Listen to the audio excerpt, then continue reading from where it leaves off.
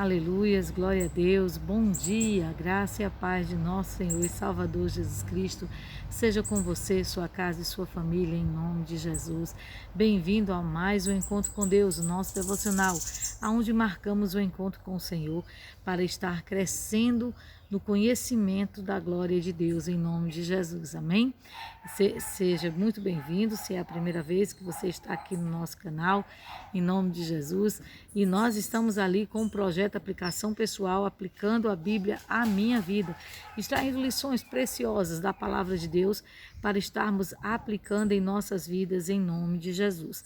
Estamos agora no primeiro livro de Samuel, finalizando hoje, com o capítulo 31, vendo ali como termina, a saga de Saul. Aleluias, glória a Deus. Louvado seja o nome do Senhor. Lembrando que nos comentários você pode deixar o seu pedido de oração, o seu questionamento, alguma coisa que você, até mesmo nesse vídeo, não entendeu, mas você quer questionar, você quer, irmã, vamos explanar mais a respeito desse assunto. Amém? Em nome de Jesus, você pode deixar o seu testemunho ou simplesmente a sua paz do Senhor Jesus. Amém? Glória a Deus, louvado seja o nome do Senhor. Lembrando que se você sentir no coração, você pode se inscrever no canal, deixa o teu like, compartilha esse vídeo com pessoas que também têm o mesmo desejo que você, de estar crescendo na graça e no conhecimento do Senhor. Amém? Glória a Deus. A palavra do Senhor, ela nos diz assim no capítulo 31 de 1 Samuel. Os filisteus, pois, pelejaram contra Israel, e os homens de Israel fugiram de diante dos filisteus, e caíram atravessados nas montanhas de Gilboa. E os filisteus apertaram com Saul e seus filhos, e os filisteus mataram a Jonatas, a Abinadab e a Malquizua, filhos de Saul. E a peleja se agravou contra Saul, e os flecheiros o alcançaram. E muito temeu por causa dos flecheiros. Então disse Saul ao seu pajem de armas: arranca a tua espada e atravessa-me com ela, para que porventura não venham estes incircuncisos e me atravessem e escarneçam de mim. Porém o seu pajem de armas não quis, porque temia muito. Então Saul tomou a espada e se lançou sobre ela. Vendo, pois, o seu pajem de armas que Saul já era morto, também ele se lançou sobre a sua espada e morreu com ele. Assim faleceu Saul e os seus 3 filhos e o seu pajem de armas, e também todos os seus homens morreram juntamente naquele dia. E vendo os homens de Israel que estavam desta banda do vale e desta banda do Jordão, que os homens de Israel fugiram e que Saul e seus filhos estavam mortos, desampararam as cidades e fugiram, e vieram os filisteus e habitaram nelas. E sucedeu, pois, que vindo os filisteus ao outro dia a despojar os mortos, acharam a Saul e seus 3 filhos estirados na montanha de Gilboa. Cortaram-lhe a cabeça e despojaram das suas armas e enviaram pela terra dos filisteus em redor a anunciá-lo no templo dos seus ídolos e entre o povo. E puseram as suas armas no templo de Astarote, e o seu corpo o afixaram no muro de Bet-Seã. Ouvindo isto, os moradores de Jabes de Gileade, e o que os filisteus fizeram a Saul, todo homem valoroso se levantou e caminharam toda a noite e tiraram o corpo de Saul e os corpos dos seus filhos do muro de Bet-Seã, e vindo a Jabes os queimaram, e tomaram os seus ossos e os sepultaram debaixo de um arvoredo em Jabes e jejuaram 7 dias. Aleluias, glória a Deus. Nós vemos aqui o quão triste foi o fim de Saul. E nós entendemos por que Deus não permitiu de Davi estar naquela peleja, Porque sempre há uma sentença sobre os desobedientes, sobre aqueles que insistem em fazer a sua vontade e não a de Deus. Você vê que aqui Saul, mesmo não tendo resposta de Deus, ele saiu para a batalha. Ou ao contrário, tendo uma resposta ali de que ele não venceria, mesmo assim ele foi. E ali nós vemos que num ato de desespero, ele pede ao seu pajem para tirar-lhe a vida, porque provavelmente ele sabia das atrocidades que os filisteus faziam com as lideranças que eles pegavam, o quão eles escarneciam, o quão eles faziam sofrer. Então ali Saul preferiu tirar a própria vida, né? Já que o seu pajem não teve coragem para isso, porque afinal de contas, o pajem de Saul a gente vê que era um homem temente a Deus, porque ele sabia o preço que era tirar a vida de um ungido de Deus. Então ali ele preferiu desobedecer. Quais são as lições que eu tiro dessa palavra? A primeira delas, a obediência está acima do sacrifício. Saul, como em toda a sua vida, sempre foi direcionado pelo seu ego, pela sua vontade, pelo seu querer. E não teve, né, ali, mesmo que Deus não tivesse ouvido, mas que ele tivesse clamado por Deus uma última vez, porque afinal de contas, Deus precisa ser sempre a nossa saída, a primeira, a do meio e a última. Em nome de Jesus, não desista de buscar a Deus, não desista de buscar a direção do Senhor na sua vida. Por mais que pareça que o céu esteja blindado, por mais que pareça que os inimigos te sufocam, por mais que pareça que os inimigos eles não te dão trégua, esteja ali na presença de Deus, buscando a presença dele até o teu último fôlego de vida.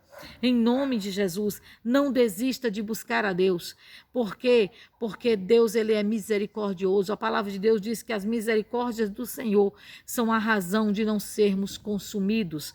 Aleluias, glória a Deus. E nós vemos aqui, já no início dessa palavra, que se cumpre, né, a palavra do Senhor de dizer que ali os filhos de Saul seriam mortos.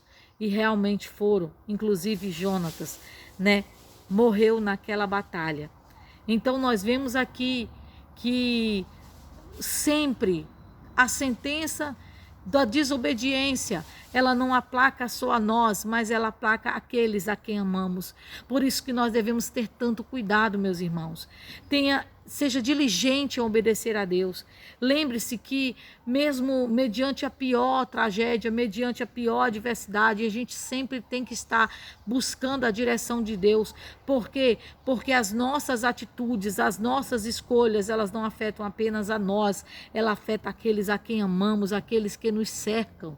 Por isso nós precisamos ser diligentes, nós precisamos ser sábios em buscar a Deus. Você vê aqui a diferença desses dois homens, o último juiz de Israel e o primeiro rei.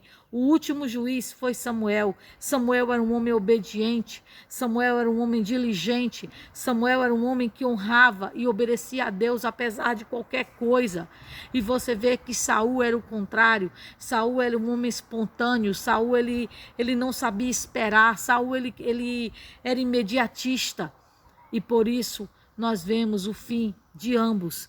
Então nós temos que ter o cuidado em nossas vidas com a pressa, nós temos que ter cuidado em nossas vidas com as direções que tomamos, porque elas não afetam só a nós, elas afetam aqueles que nos cercam. Você vê que aqui todo Israel pagou o preço, aleluias, pela desobediência de Saul, pelos pecados de Saul, pelos erros de Saul. Eles viram que na realidade, aleluias, glória a Deus, não tinha sido uma boa escolha. Saul, ele era um homem grande, era um homem alto, mas na presença de Deus ele era pequeno. Saul, ele era um homem bonito, mas um homem que se tornou feio por conta do seu pecado. Saul era um homem que você vê aqui que aparentemente ele tinha tudo, mas ele era deteriorado, ele era vazio da presença de Deus. Então são esses cuidados que nós precisamos ter em nossas vidas. Nós temos que ver que Deus ele não olha como o homem vê. Deus ele não olha o que fazemos, mas ele olha o porquê nós fazemos.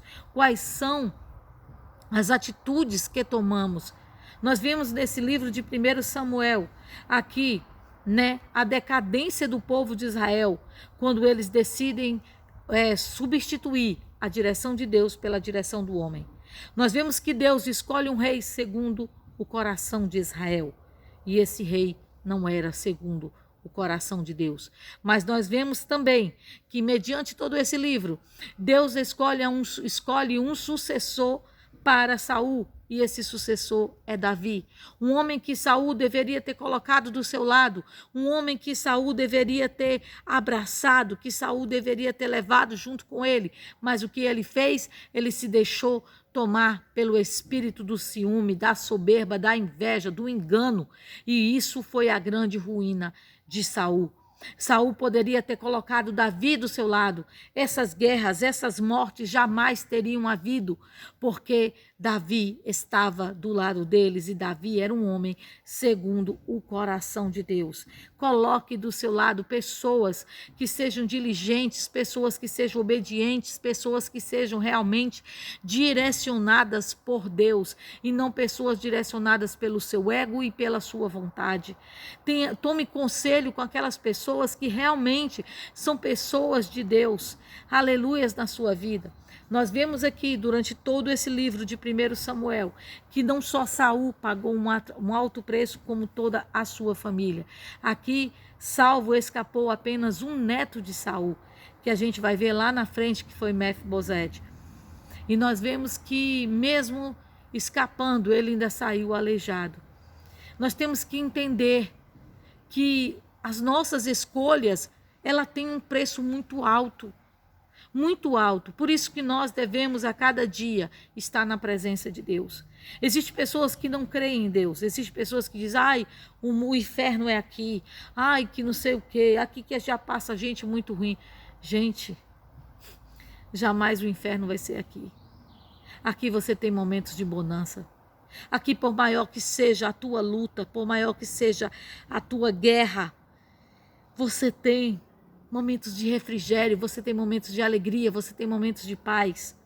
Muitos desertos que passamos na vida são gerados pelas nossas escolhas imediatistas. E o nosso maior erro é não reconhecer os nossos erros. Então, o que eu aprendo dentro desse livro de 1 Samuel?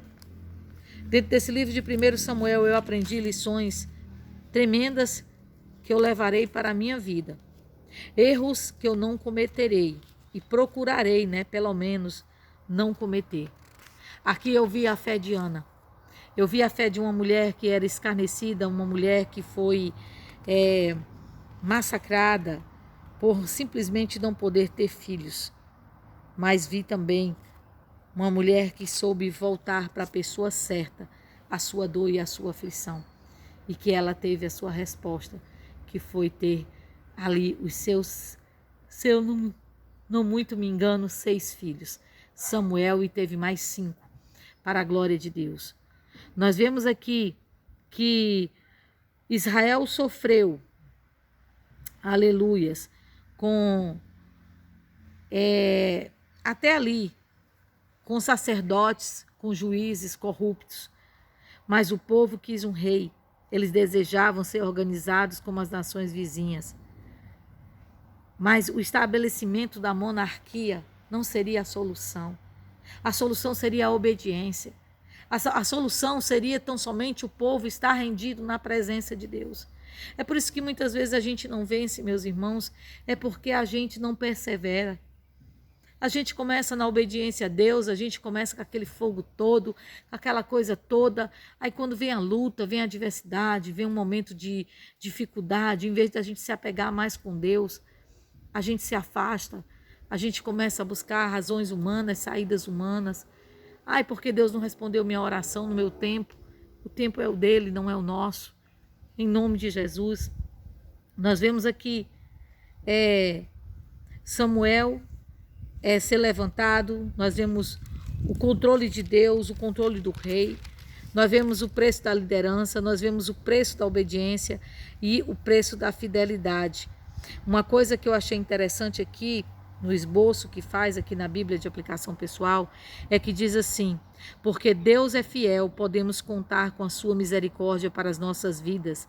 Ainda assim o Senhor é justo e não tolerará qualquer rebelião contra ele. Seu amor e fidelidade devem servir como inspiração para nos dedicarmos a ele completamente. Nunca devemos menosprezar a misericórdia que nos foi concedida. Nunca ache, ai, Deus voltou as costas para mim, Deus não se importa mais comigo. Para um pouco e pensa nos livramentos que você já teve, nas alegrias que Deus te permite, Para um pouco e analisa nas coisas boas que provêm sobre a tua vida. Ah, irmã, mas as coisas boas que estão provindo sobre a minha vida foi porque eu busquei. Não, foi as misericórdias do Senhor que se derramaram sobre a tua vida. Ele sempre estará de braços abertos para que você volte para Ele. Não importa qual seja o inimigo que se levante contra a tua vida. Não importa qual seja as circunstâncias que se levantem, os desertos, os vales, os ossos secos que você venha a contemplar. Sempre existe um Deus todo-poderoso que está ali à frente de tudo e à frente de todos, disponível para te ajudar. Você vê que aqui os filisteus, quando pegaram os corpos de Saul e de seus filhos, eles colocaram ali naquele muro, mas ainda houve pessoas que decidiram, né, enfrentar os filisteus e foram lá e tiraram essa vergonha de cima dos nomes de Saul e de sua família. Mas você vê que o que é que eles fizeram? Pegaram as armas e levaram para o templo de Astarote. Por que eles fizeram isso? Eles fizeram isso para dedicar ao Deus deles a vitória que eles tinham alcançado. Quando na realidade a vitória que eles alcançaram foi por causa da desobediência do servo de Deus. Satanás, ele nunca prevalece pelas forças dele. Entenda. Satanás, ele só consegue prevalecer quando algum servo retrocede, quando algum de nós abre brecha. É por isso que aqui em casa, quando acontece alguma coisa que não está normal, por assim dizer, nós nos reunimos e analisamos. Nós fizemos algo que desagradou a Deus? Existem brechas para serem fechadas? Porque se existir, imediatamente a gente fecha essas brechas e a gente busca a Deus pela sua misericórdia, para que Ele mude a nossa sorte.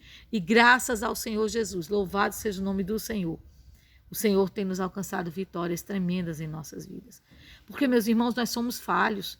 Nós erramos. Sabe por que pecamos? Porque não vigiamos. Porque se nós vigiássemos constantemente, a gente não errava, a gente não pecava. O diabo não achava brecha e não achava vitória na nossa vida. Toda provação que a gente passasse, a gente vencia. Mas o problema é porque nós abrimos brechas.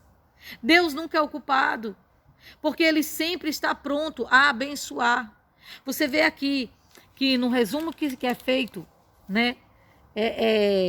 Do livro de 1 Samuel, nós vemos Eli, começa com Eli e Samuel, o sacerdote que não tinha forças para repreender seus filhos, que se deixava levar pela desobediência, e o sacerdote que firmou, aleluias, o compromisso com Deus e que não retrocedeu, que foi Samuel.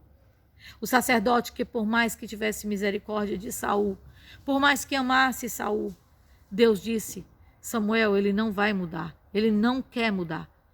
Deus, ele não te força a mudar, ele te dá oportunidades para você mudar, mas ele jamais vai forçar você a mudar o seu caráter. Muito pelo contrário, ele vai deixar que você faça a sua vontade. Ele te mostra o caminho certo a seguir, mas segui-lo vai depender tão somente de você. E nós vemos ali, por último, Saul e Davi. Saul, um homem que se deixou tomar pela soberba, pelo engano, pela desobediência, pelo achismo. E Davi, um homem que, embora tivesse erros, mas que temia acima de tudo a Deus. Que você vê que Deus coloca ali por várias vezes a vida de Saul na mão de Davi. E Davi não se atreve a levantar contra o ungido de Deus porque ele temia a Deus. Porque, afinal de contas, Deus havia ungido Saul, assim como Deus havia ungido ele. Então, só quem tinha autoridade para colocar Davi no reinado era o próprio Deus Todo-Poderoso. Amém? Glória a Deus. Espero que vocês também tenham extraído lições maravilhosas desse livro de 1 Samuel, né? Aqui no esboço, eu posso até ler para vocês, diz assim, né? Um grande resumo que ele faz do livro de 1 Samuel. Podemos ver um grande contraste entre Samuel e os filhos de Eli. Estes eram egoístas e Samuel era prestativo. Os filhos de Eli trapaceavam o povo, e Samuel cresceu em sabedoria e entregou ao povo as mensagens de Deus. Quando adulto, tornou-se profeta, sacerdote e juiz de Israel. As atitudes da pessoa refletem o seu caráter. E isso aconteceu com os filhos de Samuel e Eli. E isto também acontece conosco. Lute como Samuel para manter o seu coração puro diante de Deus. Aqui, só para você que não assistiu os outros vídeos entenderem, os filhos de Samuel não seguiram os caminhos dele. Não eram iguais a ele, infelizmente. Não porque Samuel não tenha ensinado, mas porque eles fizeram a escolha de serem desobedientes a Deus. Então, mas isso não quer dizer que Samuel desistiu deles. Samuel nunca desistiu, mas sempre os ensinou, sempre os repreendeu. Então, sempre ensine, sempre repreenda, conforme Deus estiver colocando no teu coração. Ah, irmã, mas não me dão ouvido. Faça a sua parte e deixe Deus fazer a dele, que é fazer com que essa semente cresça no coração dos seus filhos. Aqui continuando. Saul aparentemente parecia ser muito promissor. Ele era forte, alto e modesto. O Espírito de Deus estava sobre ele e Samuel era o seu conselheiro. Mas deliberadamente desobedeceu ao Senhor e tornou-se um péssimo rei. Não devemos basear nossas esperanças ou futuro em nosso próprio potencial. Ao invés disso, precisamos obedecer a Deus de forma consciente e constante em todas as áreas de nossa vida. O Senhor avalia a obediência e não o potencial.